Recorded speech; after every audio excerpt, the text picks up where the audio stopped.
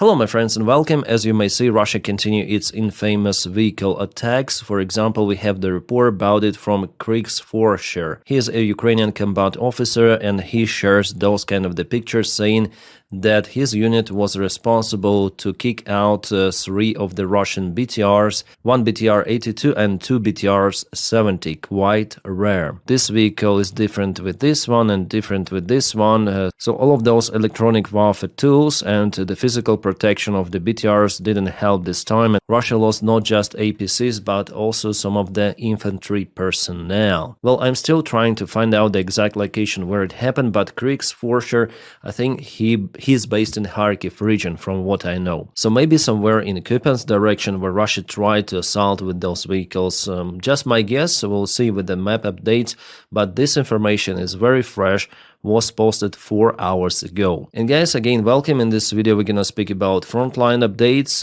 recent news around Ukraine, and not only some of the kabooms which happened in Russia and sadly also in Ukraine. Yeah, our usual stuff. So buckle up and don't forget to press like to this video and subscribe for the channel. Let's go. Well, since we start with those vehicles, let's continue with the frontlines update. Let's go to Siversk. There was the enemy advancement today or yesterday, it's better to say. You can see that Russia moved with their main forces a little towards the southern area of Siversk, and today, and also they moved towards Zvanivka village with the gray area. So I would say that for the last couple of months, Russia is pretty much active in Sreblansky forest in all of this region.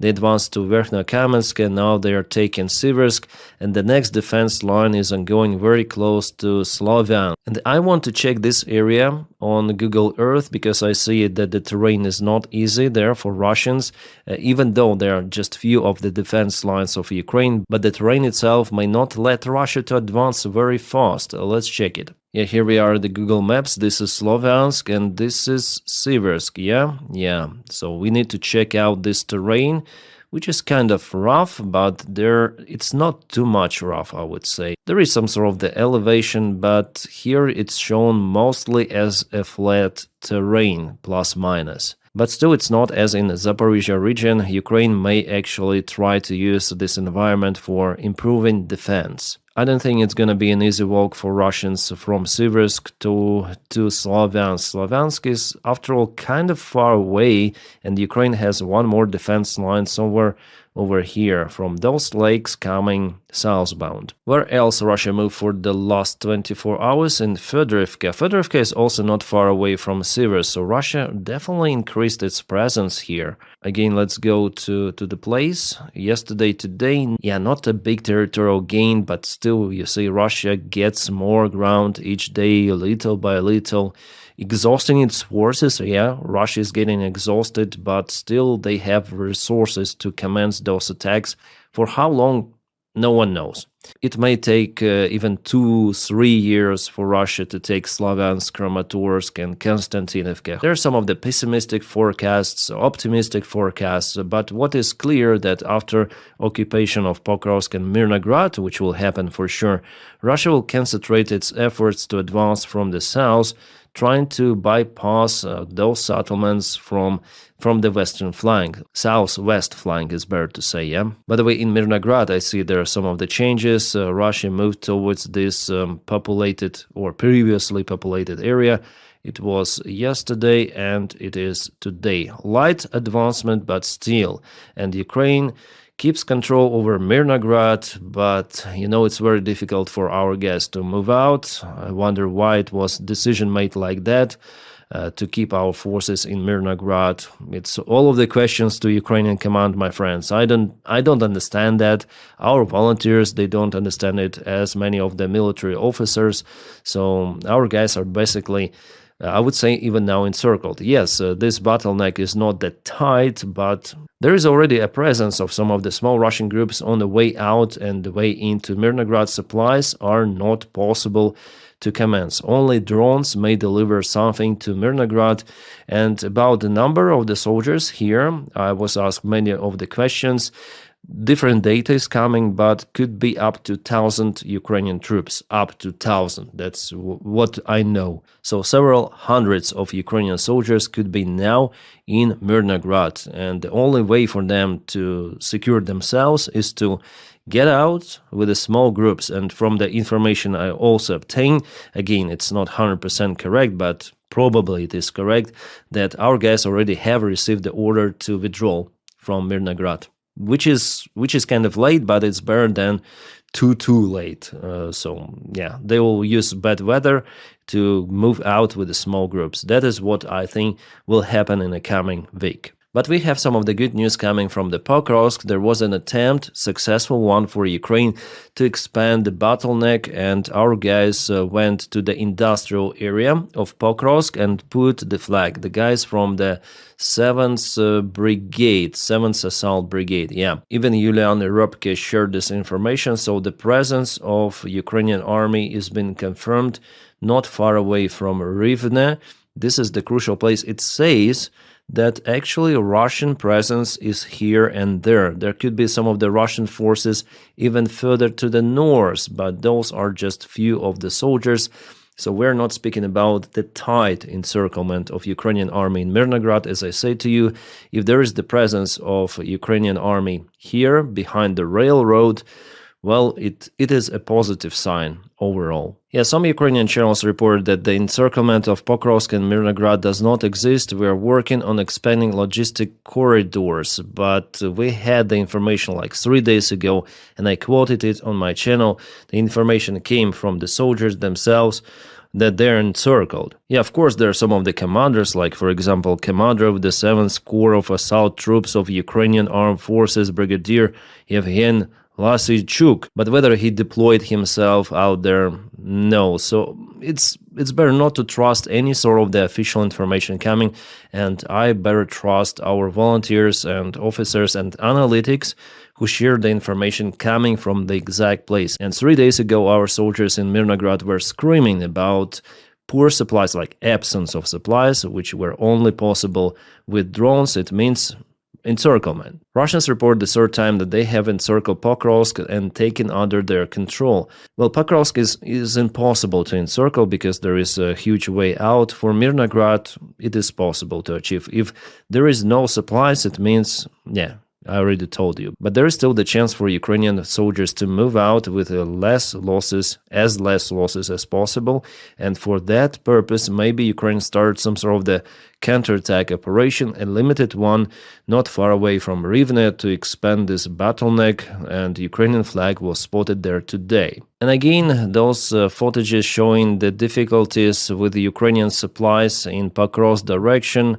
Ukraine uses MRAPs, all-terrain vehicles, and those are the screenshots from the Russian drones. Also, you see that the weather is like that. It's very hard for our guys to transport something in Pokrovsk to Mirnograd and from Mirnograd. So I follow those channels on multiple of the social media, so I know what is happening on the front lines, and my duty here is to give you the truthful information, as truthful as it is. Yes, I cannot state like 100% of what particular is happening, but judging on those videos, on the signs and comments, even from Ukrainian side, the situation is not good in Mirnograd. I hope that Ukraine expands this bottleneck and our guys will be released somehow from the place. Alright, now about Ukrainian strikes on Russian territory. Every night Ukraine launches many of the drones to hit Russian very sensitive infrastructure, military bases, refineries, gas storages, whatsoever.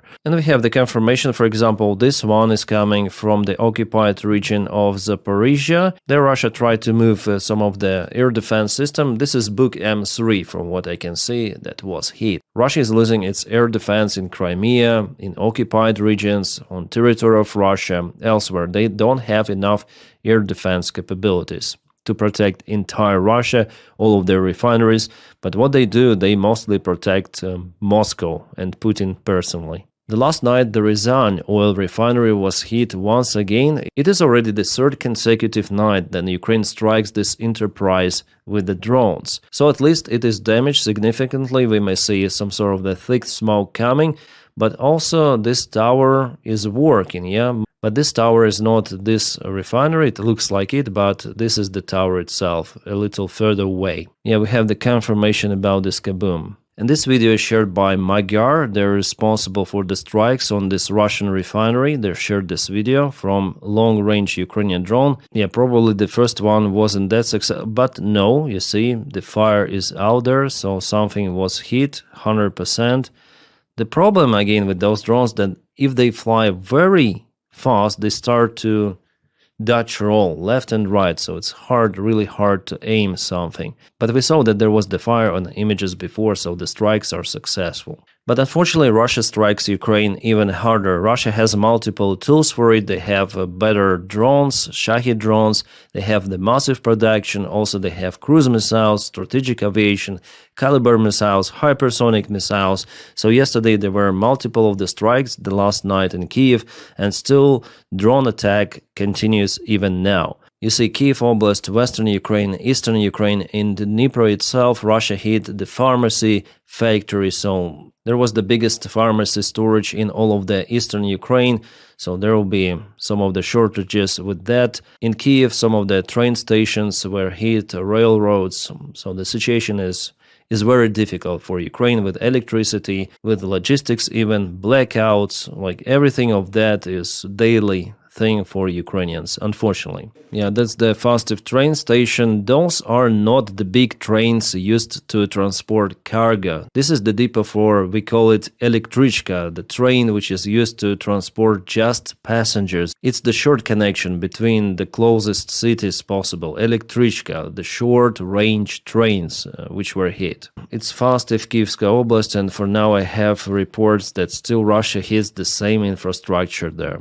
And this is Russia, Belgorod Oblast. In attempt to hit Ukrainian territory, Russian pilots, bombed their own power plant in Belgorod. So the blackout is now in Russian Belgorod. Well done, Russian aviation. Well done. Some good news for Ukrainian aviation. Now Ukrainian F-16s are equipped with LAU-131 launchers carrying APKW-2 guided rockets. They're very effective against drones. And also those missiles or rockets, they're way cheaper compared to the standard air-to-air missiles like AIM-9. By the way, we have some new pictures with the Ukrainian drones. This is, I guess, C-Baby with two of the air-to-air missiles, AIM-9, the ones I just told you. And we already know about the successful use of this kind of modification. There was the Russian, I guess, Sukhoi 27 that was shut down, and a couple of the helicopters from Ukrainian drone boats. Russians are trying to use the same systems now for their Shahed drones, but the one that was carrying some of the missile was shut down by Ukrainian air defense drones, so for them it is not successful yet, but for Ukraine it is. It is nice. The news about Chernobyl. Several months ago, Russia launched the strike on this nuclear power plant and sarcophagus that was significantly damaged because of the Shahed drone strike. Well, today the International Atomic Agency published the report about the critical damage of this construction, and they say that it is not capable to contain radiation any longer. So the significant maintenance is required for the sarcophagus to continue to perform its function and mission. Well, that requires more of the investments, and you see how Russia aims directly towards a very sensitive nuclear infrastructure of Ukraine. And Zaporizhzhia nuclear power plant also was out of electricity for a few hours. Again, we have it from the International Atomic Agency report, which could be critical for supplying the cooling systems of the power station, and Zaporizhzhia is way bigger compared to Chernobyl. And Russia plays with fire, experimenting and making the environment unsafe in Zaporizhzhia nuclear power plant. Alright, so-called peace talks, but we have to say about those because they're some of the news related to this blah blah blah happening. For example, Zelensky spoke with Trump advisors directly, so Witkoff and Kushner, today for almost 2 hours. According to actual source and Reuters, they even spoke about the territorial concessions of Ukraine, and for sure Ukraine will not agree on any sort of the territorial concessions to give voluntarily some of the lands to Russia. It's already evident that Ukraine will never sign this kind of the document. And even if Ukraine had signed it, well, Russia would not agree on that. So I feel like a psychiatrist doctor, then we discuss this American side involved in those negotiations. For them it is like a business project. Not like, but it definitely is. They want to earn money in cooperation with Russia, and Ukraine is just an obstacle. They want to get rid of this obstacle no matter what. They want to stop the war in Ukraine, and the occupation of Ukrainian territories is like one more option. Well, there's also the information about the meeting between Zelensky, Macron, Starmer and Merz in London. It will start tomorrow on 8th of December. Well, of course, they will discuss those kind of the peace plans and also the worsening of relations between Europe and Ukraine and the United States of America. Because USA, they will let Europe alone with the threat coming from Russia by 2027. I would say they already left Europe alone.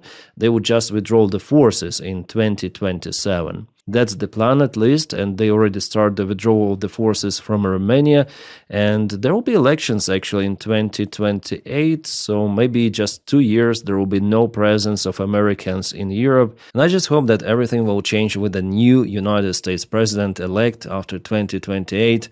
Hopefully it will not be too late. Well, actually, if you think about it, from one side it is good that United States tell Europe, okay, you have to rely on your own. You cannot just purchase Russian fossil fuels without any sort of the investments in your army or limited investments and hoping for United States to protect you. Europe should have done its own military program long time ago. Europe should come out with solution to make its own European common army. Without it, Europe is not capable to fight this massive aggression which could potentially come from Russia if Russia announces a new mobilization. Potentially could be 2 million people, soldiers easily. We should not disregard that potential move from Russia. But the timing for United States to tell Europe you should rely on yourself, the timing is the worst possible. Then there are threats from China, threats from Russia, so there should be some period of time for Europe to adapt, to improve its logistics, to start massive productions of weapons, and to somehow change the perception of people that there is a threat in the future, so potentially we need to prepare for it. You don't need to explain it to ex-Soviet countries or the countries which were under the Soviet influence. Like, for example, Baltics, Poland, they understand the real threat. So, for example, Poland is boosting its army very, very high, uncomparable to the rest of the European countries, and Baltic states, they're getting ready. And I'm sure that they're more ready for defense compared to multiple other countries. Finland also, I think. But the more you go to West, the less understanding there is that this potential threat from Russia is actually very possible. Yeah, we'll see how it goes. I hope Russia will not be so stupid to start one more massive confrontation, a hot stage of war against NATO, but they might do it. We should expect this variant absolutely. By the way, about Poland and United States, because United States want to withdraw its forces from Europe, they propose Poland to purchase Stryker APCs, Army Personnel Carrying Vehicles, for a symbolic price. From what I understood, $1 per vehicle, but Poland, after all, will have to invest into the maintenance of those. We're speaking about 250 of Strykers, potentially could appear in Polish forces. It is good. I would say that American vehicles are fantastic. They save the lives of our soldiers. They have very robust armor, mine protection, Bradleys, they're superb, as well as those Strykers. They're awesome. The only downside is the price, but overall, those are fantastic. All right, about this Tomahawk drama, we have the clarification from the ex-United States ambassador in Ukraine, William Taylor. She said that Pentagon actually finalized this deal, and it was just Donald Trump who stopped it and stalled completely. For now, no one says about supplyment of those missiles to Ukraine, but physically, we know that it is possible. Yeah, the limited number of the ground launchers, but still, it is possible. And it was Witkov who suggested Putin to call Donald Trump just before the meeting with Zelensky, so Trump and Putin talk, and that deal was cancelled just as an outcome of this conversation. Trump said about it himself that he made up the decision about Tomahawks. Remember, yeah? Like 1 week before the meeting with Zelensky, he said that, well, yeah, here we go. Witkov is playing for Russia. The good news for Ukraine that average Americans, you guys who watch this channel, I mean my American audience, you continue to support Ukraine. So according to the recent poll, 64% of Americans support sending additional United States weapons to Ukraine, the highest ever collected data by the Reagan National Defense Survey. The highest ever, freaking ever. And does Donald Trump follow the will of his people? Absolutely not. People understand what is happening, that United States, it's the interest of the United States to make Europe safe. And the only possibility is not to make business deals with aggressor state, but to support Ukraine with its fight for independence, to defend itself physically. Russia may only stop physically. History teaches us that all of the deals, agreements with Russia, they worth basically nothing. Russian signature is useless. Yeah, of course, I'll repost and share it. I have my Twitter account, but I use it to follow those guys like Preston Stewart and many others, OSINT Analytics, and share my videos out there as links. That's it.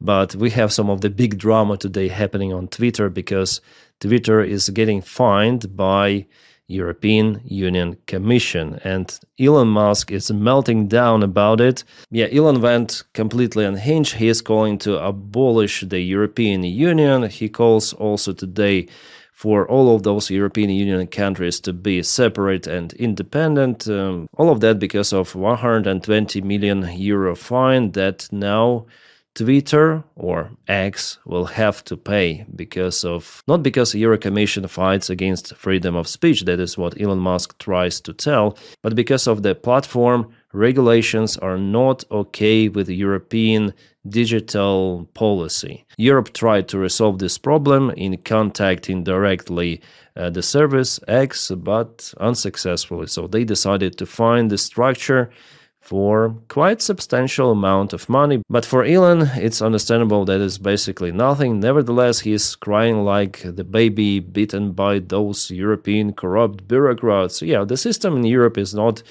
ideal, but it's better than to have those kind of the influencers unhinged totally in Europe. They want to dismiss European Union as the bloc. For those corporate greedy bastards, it's of course better for Europe to be disintegrated. A good old divide and rule, that is what they want. They want corporations to be on top of those regulations and governments. It's not the first fine for American company. Meta got those fines, Facebook, Google. No one was screaming that much as Elon. And even American politicians, J.D. Vance, Rubio, oh, what is happening? European Union, it is bad. Yeah, yeah, we know how it is bad, and luckily Europeans, they have their own policy. Yeah, lots of the bureaucracy there, but still it is better than those pricks. Yes, the European Union should be abolished and sovereignty returned to individual countries so that the governments can better represent their people. It's like saying United States should be abolished and all of the states should get their own sovereignty to better represent local people. Something like that, yeah? Or you may say the same stuff for Russia. And by the way, Russia blocked this platform on its own territory. And Russia, Medvedev and Kirill Dmitriev, they started to tell, oh, repressions from European Union. Yeah, Kirill Dmitriev retweeted Secretary Marco Rubio. European Union's fatal mistake, chosen censorship over debate, ideology over reality, mass migration over security, and green dogma over industry. Says the Putin's friend, where everything is blocked, where people are in prison for saying some of the wrong word towards Putin. It's the highest possible level of hypocrisy, absolutely highest. Kirill Dmitriev himself is forced to use a VPN to make this sort of the tweet.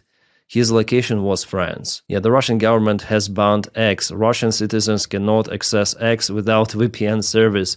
And Elon never ever complained about that one. Absolutely. He just complains about EU. And Medvedev is like, exactly, yeah, Europe is bad. The idea for Russia, like, it's the best possible scenario for Russia. for United States and for Europe to not be in a friendship or in common even defense alliance. For them, it's better to create this some sort of the beef between partners or allies, you may call them, if United States is still an ally for you, if this is happening. Withdrawing the forces, support from Ukraine, from EU, and tweeting that stuff, yeah. Very bad. I like the response of Radoslaw Sikorski, the foreign minister of Poland. How long before the EU is gone? Abolish the EU. He says to Elon, go to Mars. There is no censorship on Nazi salutes there.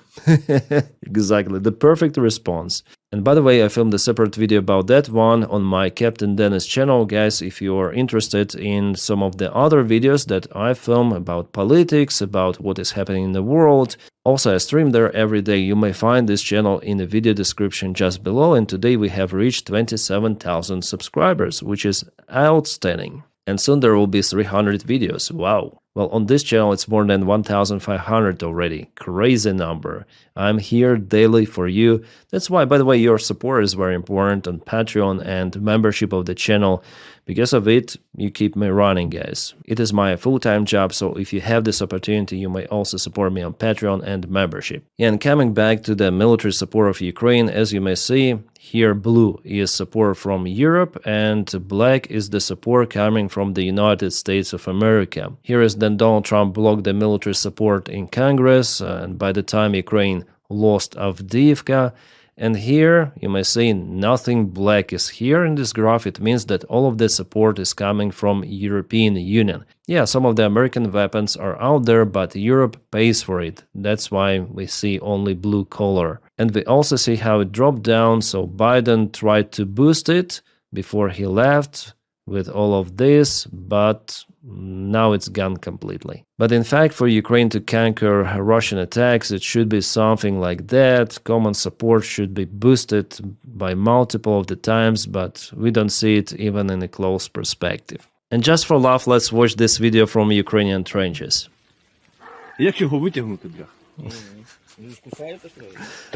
What is this animal? The video quality is not that great, but you can see the skunk-like one, yeah? Something like that. Зараз працюю.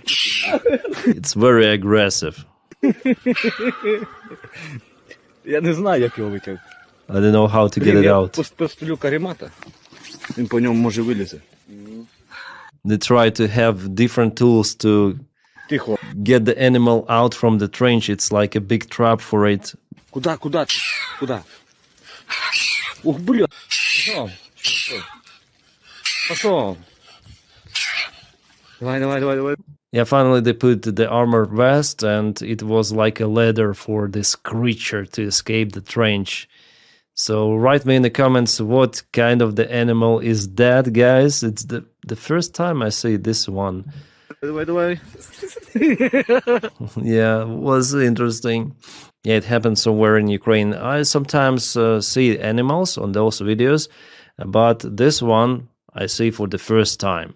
And already turned to the meme. Of course, yeah, 100%. But it's not a skunk. It has a different color, but from the same family as the skunk. So tell me, what is this one?